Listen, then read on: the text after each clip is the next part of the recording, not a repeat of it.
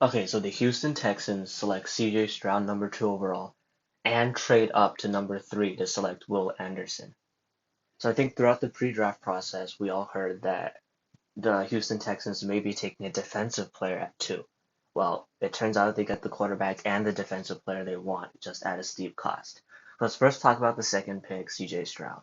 I mentioned in my earlier analysis of the Bryce Young selection that Bryce Young has the best ball placement in the draft as far as placing the ball away from the corner to where the receiver can catch it and get yards after the catch. Well, I also said that CJ Stroud is the most accurate as far as throw to one spot, throw a prototypical slant, throw a prototypical fade, throw a post. He's the most accurate in these traditional routes of placing the ball.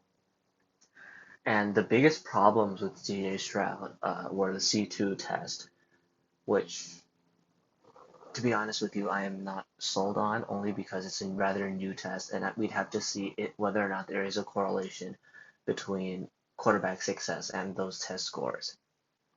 Apart from that, from a film standpoint, the only problem leading up to the Georgia game was his seemingly immobile play style. He would get the ball at the snap and stand where he's got the snap or take a 5-step drop and stand there. And that led to many problems, mainly in the two Michigan losses, both last year and this year. In the Georgia game, CJ Stroud showed much more mobility, although the lack of pocket presence and movement was the same. And what I mean by that is he was still standing stationary in the pocket. And then when he chose to move and throw on the run, he showed that he could. But there still wasn't maneuvering in the pocket to get away from pressure, to get a better throwing lane, to attack the line of scrimmage from within the pocket, force line, middle linebackers up so you can throw a route over. These are things that Bryce Young are great at that CJ Stroud needs to improve at. That said, if these improvements can be made, CJ Stroud can be a great quarterback. The second thing is obviously this uh, going to the NFL level, he'll have to run a more pro style offense, where the Ohio State offense under Ryan Day simply is not. That is an offense based on the deep route. You read that offense from deep to short. And that worked for Ohio State because of their great wide receivers and their great offensive line, where the wide receiver talent was so much greater than opposing corner talent. The offensive line was so much better than opposing defensive lines. In the NFL, that will not be the case. So whether or not he can adjust to this new NFL system and can progress as far as moving in the pocket remains to be seen. But if he can, CJ Stroud, I believe, will be a great quarterback. And at number 3, the Houston Texans made a shocking move to move all the way up from 12 to select Will Anderson. And I have here per Ian Rappaport that they gave up the 12th pick, the 33 pick, next year's first, and next year's third. So quite a haul to get Will Anderson. Uh, 2 firsts, a second, and a third.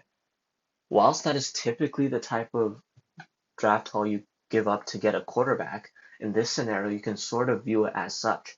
Because if you said this is the exact same as taking Will Anderson second and then trading up with this to get CJ Stroud third. There's not a big difference. In fact, they had to pick CJ Stroud likely second because if CJ Stroud was still on the board at 3, Arizona's price for that pick would go up because maybe the Colts would have wanted to move up or somebody else would have wanted to move up for CJ Stroud.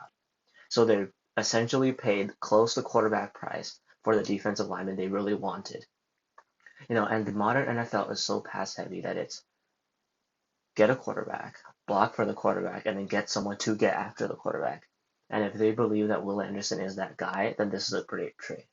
Personally, my perspective on Will Anderson is that he wasn't as dominant as many top defensive line draft picks over the years, as far as Chase Young, Myles Garrett.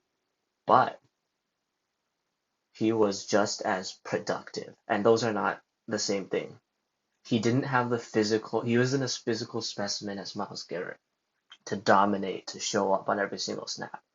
But when you watch the game overall, he seemed to always be applying pressure. He seemed to be in the right place, and he seemed to get the big sacks when he needed to get them. So he was still very productive. And under a player coach like DeMeco Ryans, we have to remember DeMeco Ryans was at one point an All-Pro linebacker in this league. I believe he will develop and be a great Pro Bowl pass rusher for this Houston Texans